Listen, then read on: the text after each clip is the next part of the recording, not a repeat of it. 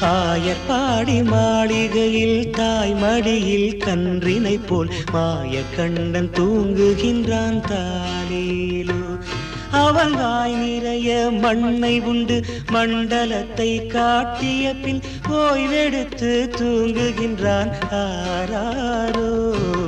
ஓய்வெடுத்து தூங்குகின்றான் ஆராரோ.